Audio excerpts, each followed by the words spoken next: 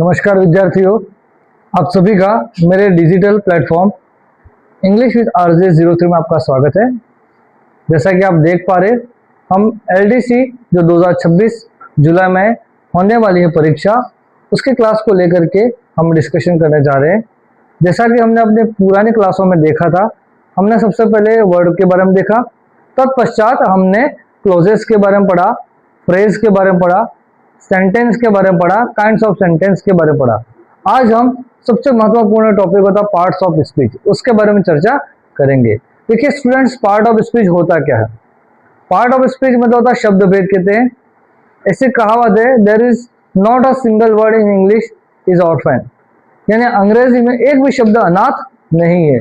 जो भी शब्द का उपयोग करते हैं उसका फंक्शन के हिसाब से उसकी एक यूटिलिटी होती है, उपयोग होता है, और अपने उपयोग के आधार पर हम उसको कैटेगरी में डिवाइड करते हैं।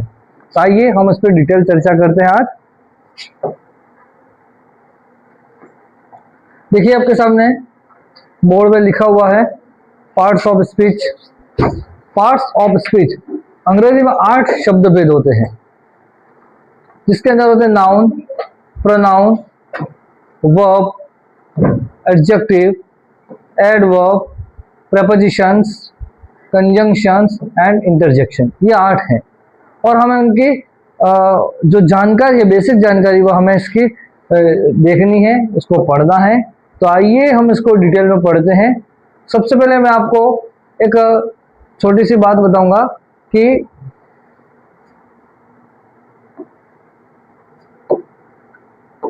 दो शब्द होते हैं अंग्रेजी में, फॉर्मेशन एंड फंक्शन।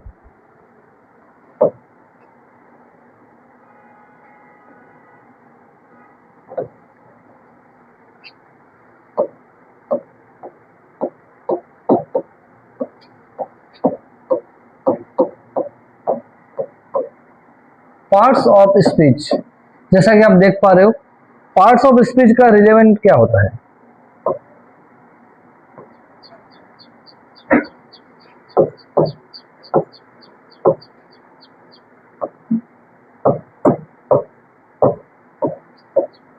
कोई भी इंग्लिश वर्ड अपने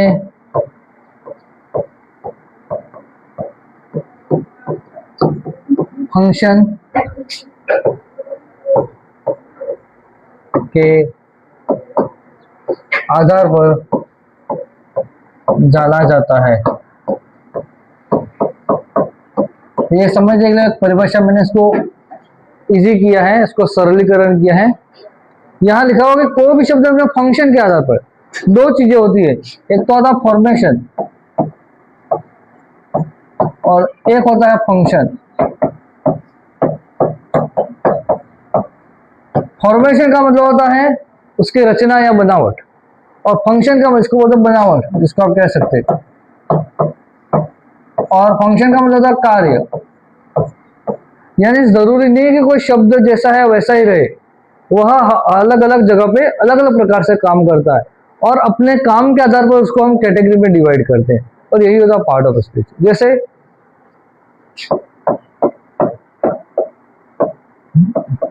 Ram is a tailor. Ram is a tailor, Ram एक टेलर है।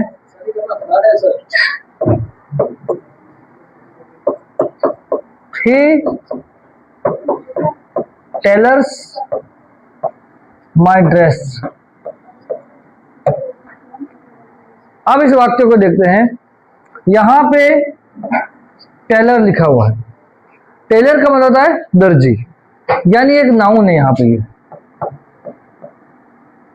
और दूसरे वाक्य में उसी को हमने एज अ वर्ब यूज किया कि वहां मेरे कपड़े सीता है, यानी कपड़े सीने को टेलर्स कह सकते हैं। तो यहाँ पे वर्ड एक ही टेलर, लेकिन फंक्शन इसका अलग अलग हुआ। तो जो शब्द अपने कार्य के अकॉर्डिंग अलग अलग कैटेगरी में डिवाइड होते हैं उन्हें हम पार्ट ऑफ स्पीच कहते हैं। जैसे और भी कह सकते हैं,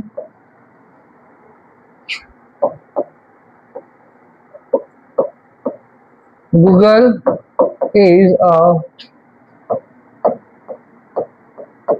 search engine. Google is a search engine, लेकिन इसी बात को आप यूं लिखो,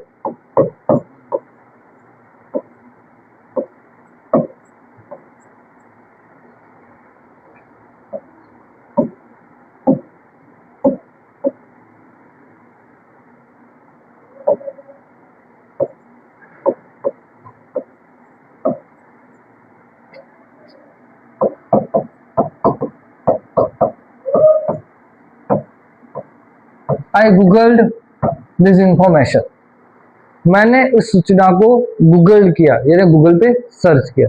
तो आपने इस नाउन को यहाँ पे एज अ वर्ब यूज किया। तो यहाँ पे शब्द एक ही है, लेकिन उसके कार्य अलग अलग है, और उसके आधार पर हमने इसके अलग अलग कैटेगरीज किया, जिसको हम पार्ट्स ऑफ स्पीच कहते हैं। आइए इसको डिटेल में देखते हैं एक बार। देखिए, पहला शब्द आता आपका नाउन, हिंदी में जिसको बोलते हैं संज्ञा, यानी उसकी डेफिनेशन है name of person, place, thing और आइडिया।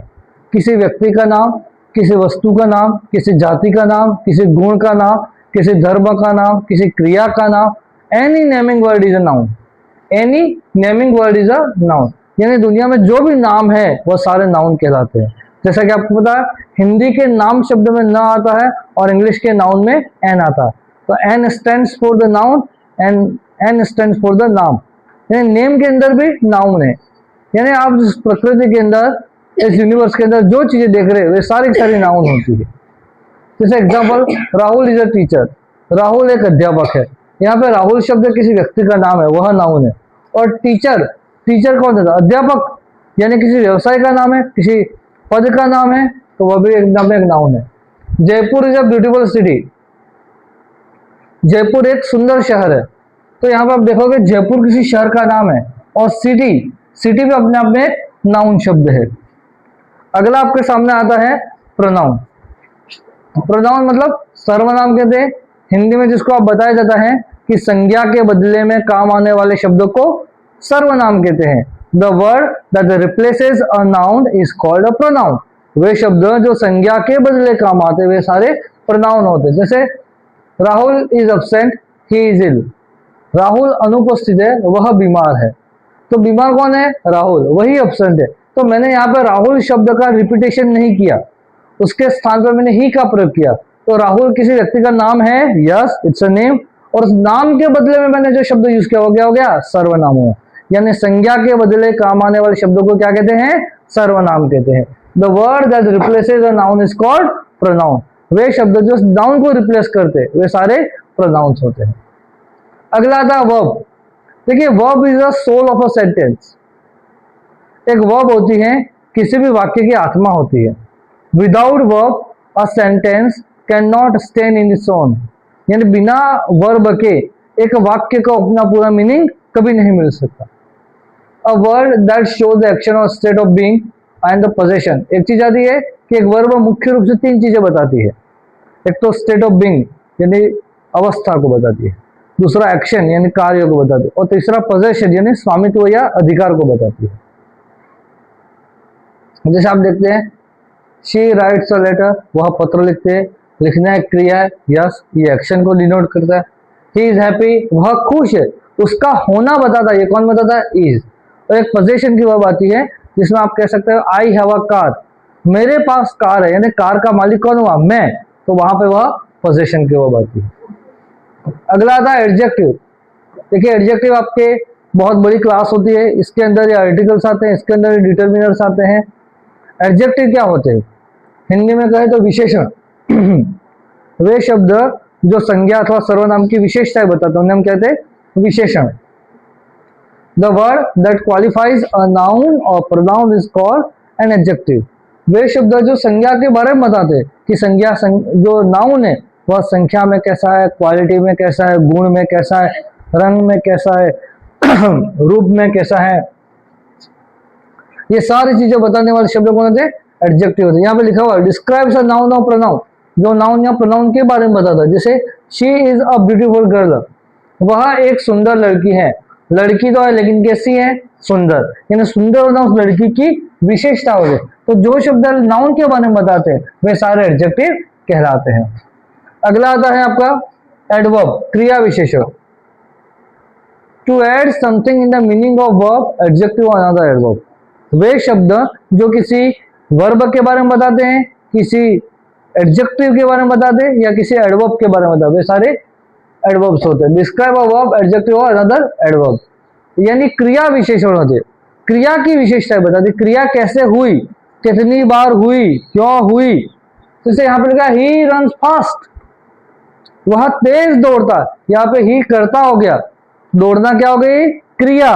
वह दौड़ता है तो, लेकिन कैसे दौड़ता है, फास्ट, तो फास्ट शब्द में क्या कहलाएगा, एडवर्ब कहलाएगा। प्रीपोजिशंस, संबंध सूचक शब्द। प्री एंड पोजिशन, प्री यानी पहले और पोजिशन यानी स्थिति। वे शब्द जो संज्ञा के पहले लग करके उसकी उपस्थिति या उसके आप कह सकते हो कि पोजीशन बताते, स्थिति बताते, वे प्रपोजिशंस होते। जैसे the book is on the table, पुस्तक टेबल पर है। पुस्तक है तो सही, लेकिन कहाँ है, टेबल के ऊपर है, तो ऊपर है, यह ऑन से पता चल रहा है, तो ये हमारा प्रपोजिशंस हुआ। ध्यान रखना, प्रीपोजिशन और कंजंक्शन ये काम दोनों जोड़ने का काम करते हैं, लेकिन दोनों में एक बड़ा फर्क होता है कि प्रीपोजिशन के अपने ऑब्जेक्ट होते हैं, कंजंक्शन का काम सिर्फ जोड़ना होता है, उनका कोई ऑब्जेक्ट होता नहीं है। जैसे कंजंक्शंस, ये जोड़े समुच्चय बोधक अवयव जो कि जोड़ने का काम करते हैं।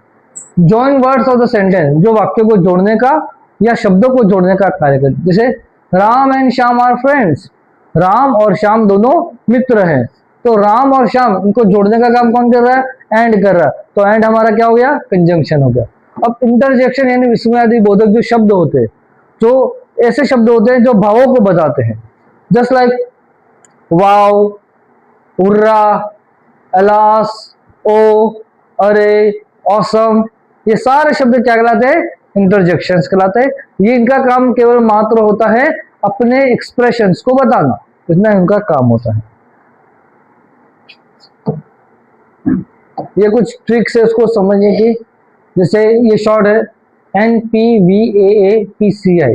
N stand for noun, pronoun, verb, adjective, adverb, preposition, conjunction, interjection. आपके एग्जाम में पहले देखेंगे, देखो क्वेश्चंस नाउन, वर्ब और एडजेक्टिव से ज्यादा आते हैं, और सेंटेंस में पहले वर्ब पहचाननी है, फिर पार्ट ऑफ आइडेंटिटी करना आसान है। जब आप वर्ब को पहचान लेते इस वाक्य की मुख्य क्रिया कौन सी है, तो बाकी सारी चीजें इजी हो जाती है। अब देखते हैं हम नाउन के बारे में।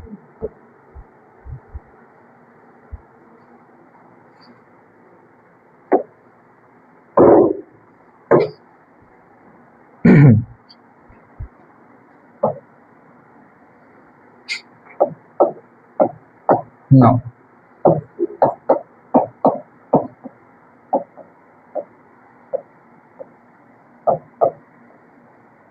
any naming word is a noun। जितने भी नेमिंग वर्ड होते हैं वे सारे के सारे नाउन होते हैं। इसके स्टैंडर्ड डेफिनेशन है the name of person, place, thing, quality, action. किसी व्यक्ति, वस्तु, स्थान, जाति, गुण, धर्म के नाम को संज्ञा देते हैं। लेकिन इसको हम ब्रीफ में, संक्षिप्त में कह सकते हैं any naming word is a noun. जितना भी नाम दिखता है वो आपको क्या कहलाता है, नाउन। जैसे आप कह सकते हो boy, girl, doctor, Mohan, Suresh, ये सारे नाम हैं, वो सारे सारे नाउन कहलाते हैं। अब सभी नाउन की अपनी, इसको चार भागों में डिवाइड कर सकते हैं। इसके चार प्रकार होते हैं।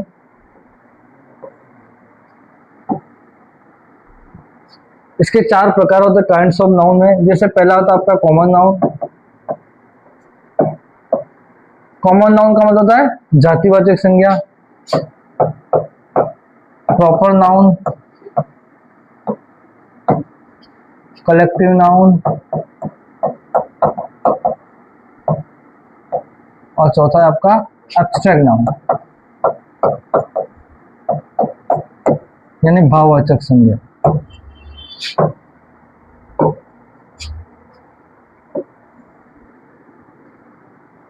कॉमन नाउन यानी जो जनरली सबके लिए यूज किया जाता है, जिसको हम कॉमनली यूज करते हैं। जैसे अगर आप स्कूल में हो तो आपके आसपास बहुत से स्कूल होंगे, उनके नाम अलग अलग हो सकते हैं, लेकिन आप सबको कॉमनली क्या कहते हैं? स्कूल ही कहोगे, स्कूल। आपको पढ़ाने वाले 10 टीचर है, सबको कॉमनली क्या कहा जाता है? टीचर। पढ़ने वाले छात्र होते हैं, सबके अपने अपने नाम होते हैं, लेकिन उनको कॉमनली क्या कहते हैं? स्टूडेंट। शहर, हजारों शहर है दुनिया में, लेकिन कॉमन हम उसको क्या कहते हैं? सिटी। ये होता है आपका कॉमन नाउन। उसके बाद आता है आपके प्रॉपर नाउन, यानी particular name of person, place और थिंग। कि आपने शहर तो बता दिया कि मैं शहर जा रहा हूं, लेकिन उसका नाम नहीं पता, लेकिन आपको कहना मैं तो उदयपुर जा रहा हूं, तो उदयपुर क्या हो गया? एक शहर का नाम हो गया। आपने कहा टीचर तो बहुत है, लेकिन मिस्टर शर्मा सर, तो मिस्टर शर्मा किसी सर का नाम हो सकता है।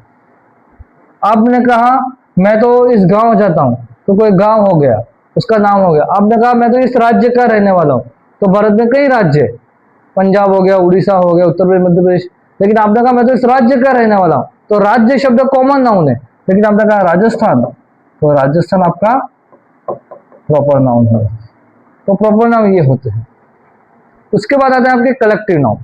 कलेक्टिव नाउन का मतलब किसी कलेक्शन को दिया गया, किसी ग्रुप को दिया गया नाम। जैसे जहां पे बहुत सारे प्लेयर बन जाए, तो प्लेयर मिलकर के क्या बनाते हैं? टीम।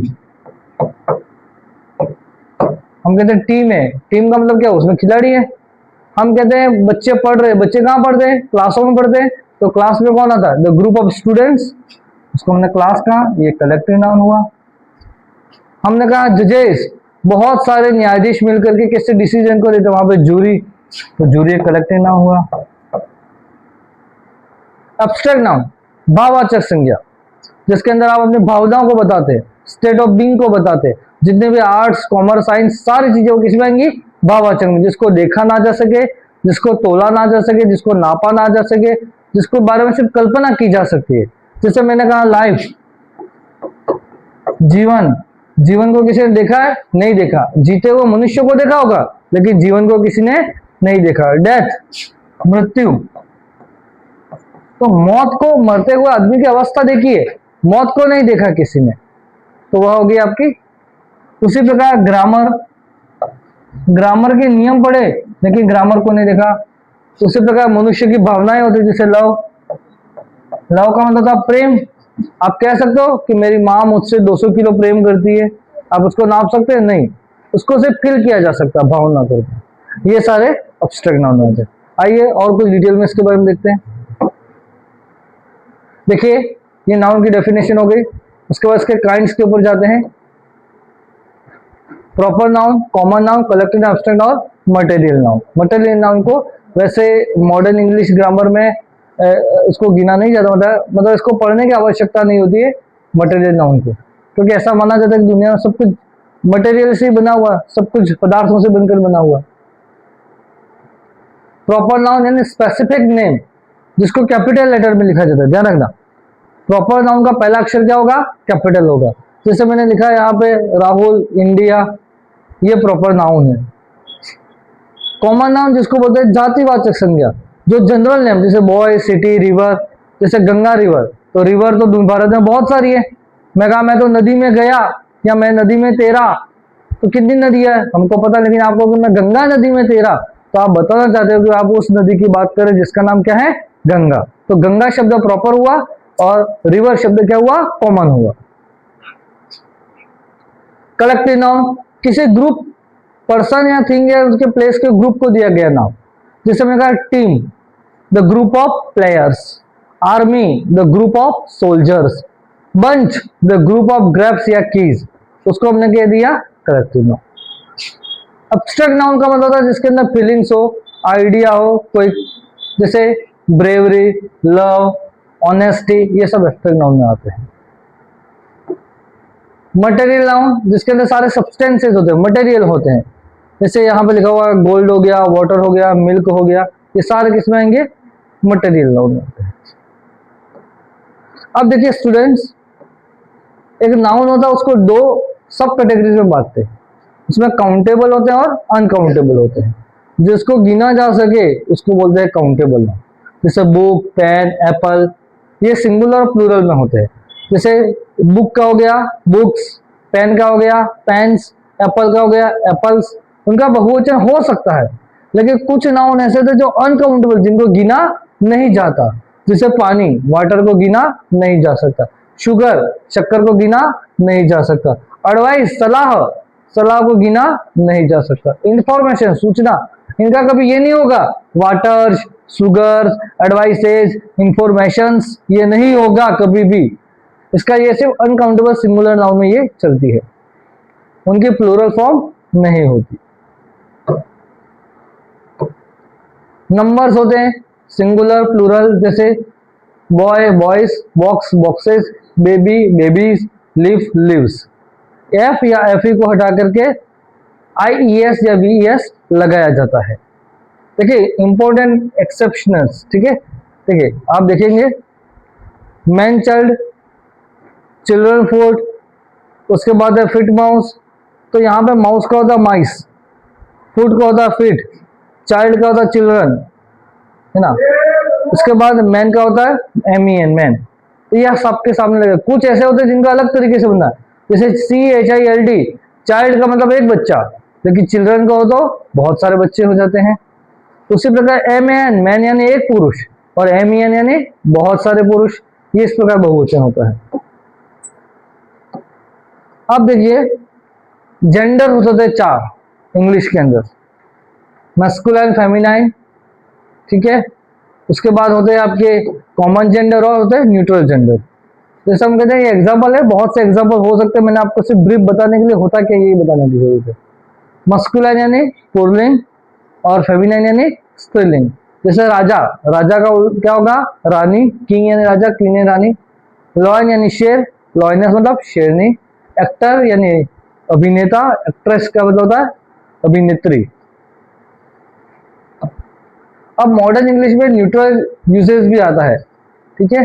न्यूट्रल का मतलब होता है जो आप कह सकते हो, एक होता है कॉमन और एक होता है न्यूट्रल। कैसे, मैं आपको बताता हूँ।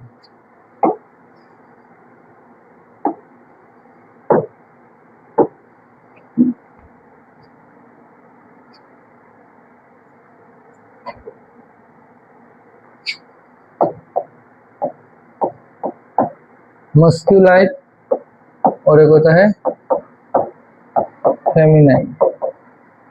जैसे मैंने लिखा है यहाँ पे बॉय, बॉय का हो गया गर्ल। फादर, फादर का हो गया मदर। यहाँ पे हो गया ब्रदर, ब्रदर का हो गया सिस्टर।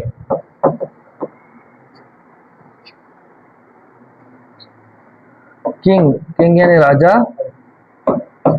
क्वीन, क्वीन यानी रानी। तो इस प्रकार ये 4 होते हैं। अब ये तो हो गए आपके मस्कुलिन और फेमिनाइन। अगला था जिसको मैंने आपको बताया कि एक होता है कॉमन जेंडर। अब कॉमन के अंदर क्या होता है, एक ऐसा जेंडर जो दोनों को बताता है। जैसे टीचर, लड़का हो चाहे लड़की हो, दोनों के लिए कॉमनली क्या होता है, टीचर ही होता है। डॉक्टर, पुरुष डॉक्टर हो या महिला डॉक्टर हो, डॉक्टर ही यूज होता है। स्टूडेंट, पुरुष स्टूडेंट हो या मेल हो या फीमेल हो, स्टूडेंट स्टूडेंट होता है। अब उसी प्रकार एक होता है न्यूट्रल, जिसको नपुंसकलिंग कहा जाता है, जिसके अंदर जितनी भी निर्जीव वस्तु, जैसे फोन हो गया, या आप कह सकते हो स्टिक हो गया, ये सब आती है 4 चीजें जो नपुंसकलिंग से। ये 4 आपके जेंडर्स होते हैं।